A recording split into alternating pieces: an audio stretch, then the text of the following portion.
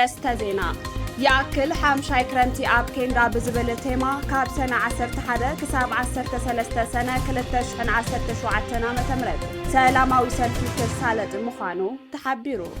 سلامنا دحننتنا ناي مرققات حلافنت ناي قدامنت لوخ منغست مخانو بريزيدنت ليتنال جنرال تادسة ورده قالتو حمام بادي دوهبي كنكلا خلو زقبا قندما كنعغو زي يقبا حماميو دكتور أمانويل هايلا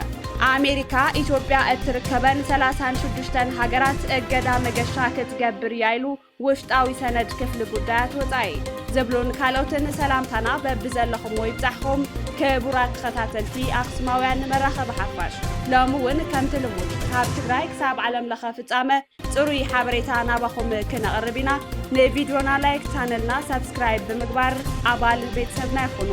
ኣኽሱማውያን መራኸቢ ሓፋሽ ንቕሓት ነቐድም يأكل حامشاي كرمتي أب كيندا بزبل تيما كاب سنة 11 كساب 13 سنة كلتشحن 17 متمرد سلاماوي سلفي كسالة مخانو تحبيرو صلال سبيل محبرسب معراب تقراي لومين ميدياتات أب زهابو مبرهي فلي زبلن عابين عالم لخ سلاماوي سلفي أب وانا كتما تقراي مغلن أب كتما سويزرلاندن وانا بيت صحفة ودب حبرات منقستات عالم أب جنيفان كتسالة مدلاواتا وقينا أبناي مودعتا معرف كم تركب أفليطا أزي سلاماوي سلفي أب تقراي أب كتما مغلا أدباباي رومانات كاب 11 سنة كلتشحن 17 متمرد نقوهو ساعات 10 جميرو كساب 13 سنة كلتشحن 17 متمرد نسلسته تخطاتلت معلتات كتنحيو سنة 13 كلتشحن 17 متمرد أب سويزرلاند وانا بيت صحفت ودب حبرات منقستات جنيفاون عالم لخاوي سلف تمزابلتن سدتنياتاتن كام زكايد اتا محبر قليطا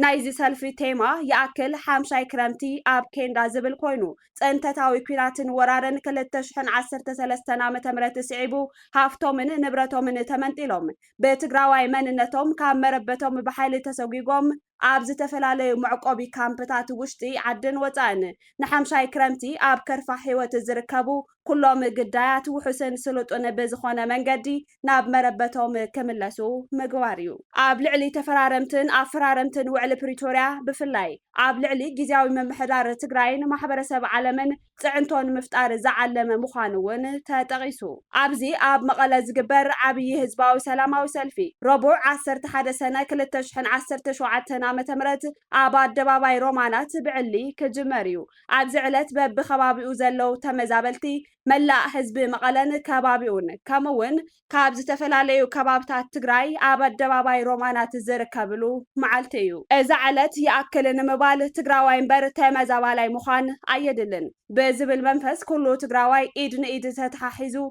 حادنتو زرئيلو كمون أب معقوبي تمزابلتن سدتنياتاتن تقراي سودان نزلو تمزابلتي كامون أب تحت ورار حاسار مكر أزر زلو تقون حزبنا أب قون خالنايلو تقراواي حاليوتن كبرن زرئيلو تاريخاوي علتيو تبايلو سلفي يأكل حامشاي كرمتي أب كيندا حاموس 12 سنة كلتشحن 17 متمرتون قاتلو كوعل مخانو تاقاليزو أب زعلت سلفنياتات جرحتات انداسمعو نابز تفلاليو كبابتاتن عبيتي قراناتاتن مغلا ناي اقري قعزو كايد مخانو اتا محبر أفليطا أبزي ناي اقري قعزو كلو تساتا في سلفي يأكل حامشاي كرمتي أب كيندا أب بيت صحفة جيزاوي من محدار تقراي بيت صحفة تفرارمتي وعل بريتوريا منقستن فيدرال حوحاتن كامون زي منقستاويان تكالات وهاب ترديتن انا ترخبة تقاومو كاسمعن دبداب بيتات كابتحن كجبريو يأكل حامشاي كرمتي أب كيندا بزبل تيما زكايد تعبي سلاماو سلفي علامو بمسارة سممع سلام بريتوريا تامزابلتن سدتنياتاتن بزي قدم خونت ناب مربتهم نخملسو نتفرارمتي اتسممع عدرادرتي أكالاتن محبرسب عالمن تاጽዕኖ ንምፍጣር ስቃይ ተመዛበልቲ ዕልባትን ክረከብን ምዃኑ ምክትል ኣቦ ወንበር ጽላል ሲቪል ማሕበረሰብ ምዕራብ ትግራይ ዶክተር ሙዑዝ በርሀ ይገልጹ። سلامن دحننتن ناي مرغغاጽ حلافነት ناي ቀዳምነት ልኡኽ መንግስቲ ምዃኑ ፕሬዝዳንት ሌተናል ጀነራል ታደሰ ወረደ ገሊጾም። ፕሬዚደንት ሌተናል ጀነራል ታደሰ ወረደ ነዚ ዝበሉ ኣብ ዝቕፅሉ ኣዋርሕ ብዛዕባ ዝሰላሰሉ መደባትን ኣንፈታትን ጊዜያዊ ምምሕዳር ትግራይ ኣመልኪቶም ንኣመራርሓ ወረዳታት ከተማታትን ዞባታትን ትማሊ 8 ሰነ 2017 ዓ.ም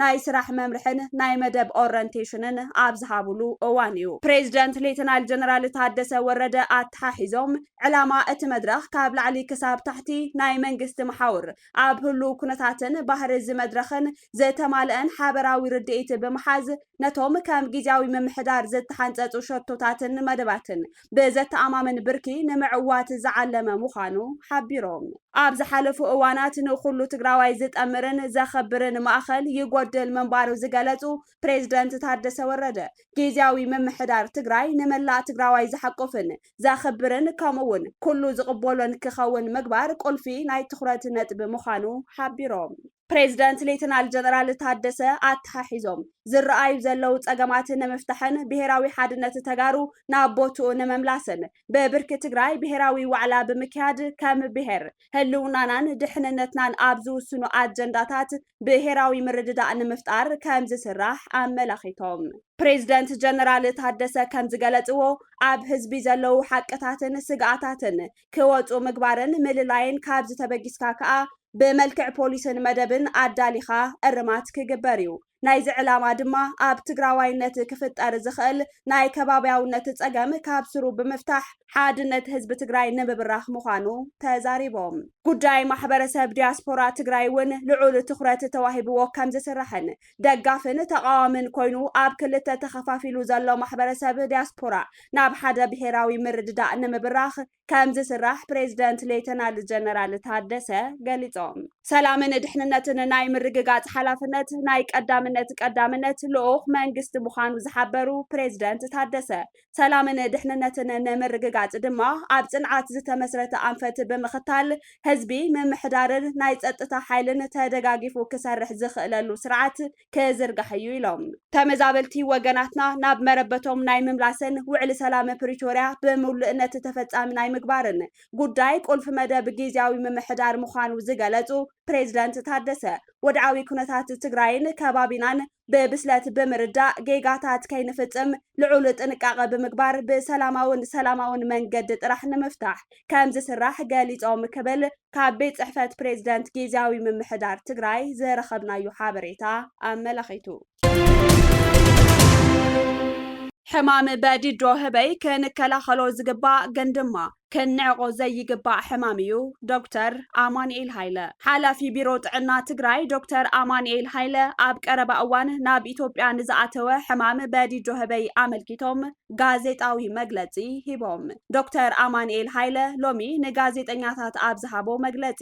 ኣብ ዞባ ደቡብ ትግራይ ምልክት እቲ ሕማም ዘለዎም ሰለስተ ወገናት ከም ዝተረኸቡን ኣብ ከይዲ ምርመራ ይርከቡን ክብሉ ገሊጾም ምልክት እቲ ሕማም ኣብ ደጋዊ ክፋል ቆረበት ብፍላይ ገጽ ከብዲ ኢድን እግርን ሽፍታን ማይ ዝዓቆረ ሕበጥን ሓያል ረስንን ርእሲ ሕማምን ካልኦትን እዮም እቲ ሕማም ፈለማ ምስ እንስሳት ብዝፍጠር ርክብ ከም ዝመጽእን ምስቲ ሕሙም ድማ ብጥቡቕ ርክብ ክዳን ብምቅያር ዓራትን ኣንሶላን ብሓባር ብምጥቃምን ጾታዊ ርክብ ቀንዲ መመሓላለፍቲ መንገድታት እቲ ሕማም እዮም ኢሎም መከላኸሊ ምልክታት እቲ ሕማም ዝረኣየሉ ኣካላት ኣፍን ኣፍንጫን ብጨርቂ ምሽፋን ከም ዝኾነ ዶክተር ኣማኑኤል ገሊጾም እቶም ሓላፊ ሕማም በዲዶ ህበይ ለበድኡ ከም ቫይረስ ኮሮና ከም ዘይኮነን ክንከላኸሎ ዝግባእ ግን ድማ ክንዕቆ ዘይግባእ ከም ዝኾነ ሓቢሮም እቲ ሕማም ካብ 1 ክሳብ 24 መዓልታት ኣብ ዘሎ ምልክት ምርኣይ ከም ዝጅምርን እቲ ኣብ ቆረበት ዝወፅእ ዕንፍሩር ድማ ካብ 1 ክሳብ 5 መዓልቲ ዝወስድ ከይዲ ከም ዘለዎ ኣረድዮም እቲ ሕማም 85 ሚእታዊ ዝከላኸለ ክትባት ከም ዘሎን ገና ናብ ኢትዮጵያ ከም ዘይኣተወን ዝገለጹ ዶክተር ኣማኑኤል ናብ ኢትዮጵያ ኣብ ዝኣተወሉ እዋን ቀዳምነት ንተመዛበልቲ ክወሃብ ምስ ጥዕና ሚኒስተር ንዘራረበለና ኢሎም ኣለው እቲ ሕማም ከም ኮቪድ ትካላት ዝዕጹን ካብ ስራሕን ትምህርትን ዘቡክር መጓዓዝያ ዝኽልክልን ኣይኮነን ግን ድማ ጥንቃቐ ዝሓትት ሕማም እዩ ኢሎም ሕብረተሰብ ከይተደናገጸ ዓርሱ ክሕሉ ድማ ፀዊዖም ሕማም በዲዶ ህበይ ብቋንቋ እንግሊዝኛ ሞንኪ ፖክስ ዝበሃል ሕማም ኣብ ኢትዮጵያ ቅድሚ ሂደት ሰሙናት ከም ዝተረኣየን ሓደ ህፃን ከም ዝሞተን ተገሊጹ እዩ አሜሪካ ኢትዮጵያ እትርከበን 36 ሃገራት እገዳ መገሻ ክትገብር ያይሉ ውሽጣዊ ሰነድ ክፍሊ ጉዳያት ወፃኢ መምሕዳር ዶናልድ ትራምፕ ኢትዮጵያ እትርከበን 36 ሃገራት እገዳ ጉዕዞ ክገብር ሓሳብ ከም ዘለዎ ሮይተርስን ዋሽንግተን ፖስትን ዘርአይዎ ውሽጣዊ ሰነድ ክፍሊ ጉዳያት ወፃኢ አመልኪቱ እዚ ማርኮ ሮቢዮ ዝፈረመሉ ንዲፕሎማት ዝተዳለወ ሰነድ ዝርዝር እተን እገዳ ጉዕዞ ክግበረለን ዝተሓሰባ ሃገራት ዝሓዘ ኮይኑ እተን ሃገራት ካብቲ እገዳ ንምውፃእ ክገብርኦ ዝግባእ ምትዕርራይ ዝሓዘ ምዃኑ ተሓቢሩሎ እቲ ሰነድ ዜጋታትን ናብ አሜሪካ ንኸይኣትዉ ሙሉእ ወይ ከፊል እገዳ ክግበረለን ዝግባእ ሃገራት ብምንጻር ዘለወን ፀገማት ብምቕማጥ እዚ እገዳ ግብራዊ ቅድሚ ምዃኑ እተን ሃገራት ከማልኦኦ ዝግባእ መዕቀንታትን ምትዕርራያትን ክገብራ 2 ወርሒ ከም ዝወሃበን ይጠቅስ እቲ ኣብ መወዳእታ ዝሓለፈ ሰሙን ናብ ዲፕሎማሰኛታት ዝተዘርግሐ ሰነድ ክፍሊ ጉዳያት ወፃኢ ኣብ ውሽጢ 60 መዓልታት ነቲ ዝተቐመጠ መዕቀንታትን ግዴታታትን እንተዘይ ኣማልየን ሙሉእ ወይ ከፊላዊ እገዳ መገሻ ክግበረለን ዝኽእል 36 ስክፍታ ዘልዕለን ሃገራት ኣለልዩ ክብል ሮይተርስ ጸብጺቡ እቲ ብክፍሊ ጉዳያት ወፃኢ አሜሪካ ዝተዳለወ ሰነድ ዝርዝር ዜጋታትን ሙሉእ ወይ ከፊላዊ እገዳ መገሻ ክግበረለን ዝኽእል 36 ሃገራት ኮይኑ ኢትዮጵያ ሓዊሱ እተን 25 ሃገራት ኣብ አፍሪካ ይርከባ ኣብ ዝሓለፈ ጉንበት ፕሬዝደንት ትራምፕ ድሕንነት ሃገሩን ህዝቡን ንምሕላው ብዝብል ኣብ ልዕሊ ኤርትራ ሱዳንን ሶማልያን ዝበላ 7 ሃገራት አፍሪካ ዝርከበን 12 ሃገራት እገዳ መገሻ ከም ዝገበረ ይዝከር ካብተን 6 ጎረባብቲ ሃገራት ኢትዮጵያ እተን 3 ኣብቲ ዝሓለፈ እገዳ ዝኣተዋ ኮይነን ኢትዮጵያ ኣብዚ ሕዚ ቀሪቡ ዘሎ ሰነድ ክፍሊ ጉዳያት ወፃኢ ሰፊራ ከም ዘላ እቲ ዝወፀ ሓበሬታ የረድእ እዚ ሰነድ እዚ ድሕሪ 2 ኣዋርሕ ግብራዊ ክኸውን ተፅቢት ይግበር እዚ ውሳነ ግብራዊ እንተኮይኑ ኩሎም ዜጋታት ቀርኒ አፍሪካ ናብ አሜሪካ ከይኣቱ ክእገዱ እዮም ካብ ጎረባብቲ ሃገራት ኢትዮጵያ ኬንያ ጥራይ ካብ ዝእገዳ ነፃ ክትከውን እያ ኣብቲ 25 ሃገራት አፍሪካ ዘጠቃለለ እገዳ ከኣትዋ ዝቀረበ ሓሳብ ሃገራት አፍሪካ ጅቡቲ ደቡብ ሱዳን ግብፂ ዩጋንዳ ታንዛንያን ናይጀርያን ይርከበን እቲ ሰነድ ብዛዕባ እተን ዜጋታትን ናብ አሜሪካ ከይኣቱ ክኽልክሉ ዝንገረለን ዘሎ ሃገራት ምኽንያታት ዘርዚሩሎ ካብዚኦም እተን ሃገራት መንነት ዜጋታት ንምልላይ ዘኽእል ዘተኣማምን ሰነዳት ከቕርባ ብቕዓት ከም ዝውሕደንን ከም ዘይተሓባበራን ከምኡውን ድሕንነት ፓስፖርተን ዝተሓትት ምዃኑ ከም ምኽንያት ተጠቒሱሎ ገለ ሃገራት እውን ነቶም ካብ አሜሪካ ክወፁ ዝተኣዘዙ ዜጋታትን ምቹው ኩነታት ኣብ ምፍጣር ምትሕብባር ከም ዘይብለን ክገለጽ እንከሎ ገሊአን ድማ ዜጋታትን ልዕሊ ዝተፈቐደሎም ግዜ ቪዛ ክጸንሑ ብምዃኖም ንክእገዳ ምኽንያት ኮይኑ እዩ ይብል ዜጋታት እተን ሃገራት ኣብ አሜሪካ ኣብ ዝተፈጸመ ግብረ ሽባራዊ ተግባራት ከም ዝተሳተፉ ወይ ድማ ኣብ ጸረ ሴማውያንን ጸረ አሜሪካውያንን ንጥፈታት ከም ዝተሳተፉ እውን እቲ ሰነድ ይገልጽ ይኹን እምበር እዚ ምኽንያት እገዳ ንኹለን ሃገራት ከም ዘይምልከትን ከከም ኩነታትን ተሳትፎ ዜጋታት ከም ዝፈላለ እቲ ሰነድ ይሕብር ፕሬዝደንት ዶናልድ ትራምፕ ዳግም ናብ ስልጣን ካብ ዝወፁ ንድሓር ጉዳይ ኢሚግሬሽን ቀዳምነት ክወሃቦ ዝጸንሐ ኮይኑ ናብ ዋይት ሃውስ ካብ ዝምለስ ንድሓር ድማ ንኢሚግሬሽን ዝምልከት ብዙሕ ውሳነታት ከተግብሩ ጀሚሮም ኣለው ኣብ ዝሓለፉ ኣዋርሕ ኣብ አሜሪካ ንዝርከቡ ሰነዳት ዘይብሎም ስደተኛታት ንምሓዝ ንምእሳርን ንምስጓግን ወፍሪ ክካየድ ጸኒሑ እዩ ነዚ ተግባር እዚ ነቐፌታን ሓያል ተቃውሞን እኳ እንተነበረ ኣብ ውሳኔኦም ደው ኢሎም ትራምፕ ብዘይካቲ ስደተኛታት ካብ አሜሪካ ንምስጓግ ዝወሰዶ ስጉምትታት ኣብ መወዳእታ ዝሓለፈ ጉንበት ኣብ ልዕሊ ዜጋታት 12 ሃገራት እገዳ ቢሮም ኣለው እዚ ድማ ካብ ሓደ ሰነ 2017 ጀሚሩ ግብራዊ ከም ዝኸውን ይፍለጥ ክፍሊ ጉዳያት ወፃኢ አሜሪካ ነዚ እገዳ ዜጋታት ዝተፈላለየ ሃገራት ናብ አሜሪካ ክሰፍሕ ዜጋታት ተወሰኽቲ 36 ሃገራት ናብ አሜሪካ ከይኣቱ ክእገድውን ሓሳብ ኣቕሪቡሎ ዝኸበርኩም ተኸታተልቲ ኣክሱማውያን መራኸቢ ሓፋሽ ናይ ሎሚ ዕለት 9 ወርሒ 10 2017 ዓ.ም ምድላዋት ዜና ኣክሱማውያን እዞም ክትከታተልዎም ዝጠናኹም ይመስሉ ነይሮም ምስ ዝተረፉ መደባት ኣክሱማውያን ቴሌቪዥን ሰናይ ጻንሒት